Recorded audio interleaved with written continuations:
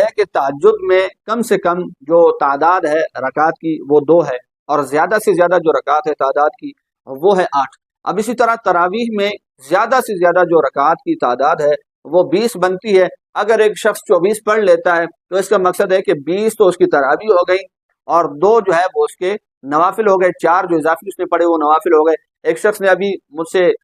کچھ دیر پہلے ہی ایک مسئلہ پوچھا، کہا کہ ہم غلطی میں اگر 40 رکعتیں پڑھ لیتے ہیں، تراویح پڑھتے ہیں اور ساتھ 40 رکعتیں پڑھ لیتے ہیں، بھول جاتا ہے انسان ہے۔ میں نے کہا بھائی دیکھیں، خدشہ تو 1-2 کا لگ سکتا ہے، یہ تو بہت زیادہ ڈفرینس ہے، بہت زیادہ ایک لمبا چوڑا فرق ہے، ڈبل ہے ایک اعتبار سے کہ 20 آپ نے تراویح پڑھ لی اور پھر 20 ایک اور۔ بہرحال میں نے اسے عرض کرتے ہوئے یہ کہا کہ 20 رکعت آپ کی تراویح ہو جائیں گی اور 20 جو ہے وہ آپ کے نوافل ہو جائیں گے، جسے ہم صلاۃ اللیل بھی کہہ سکتے ہیں کہ رات کے عشاء کے بعد اگر وہ پڑھے گا تو صلاۃ اللیل میں شمار ہو گئے۔ تو بہرحال وہ 20 جو ہے وہ تراویح ہوں گی۔ ایسا نہیں ہے کہ ایک شخص کہے کہ میں 40 پڑھتا ہوں تو 20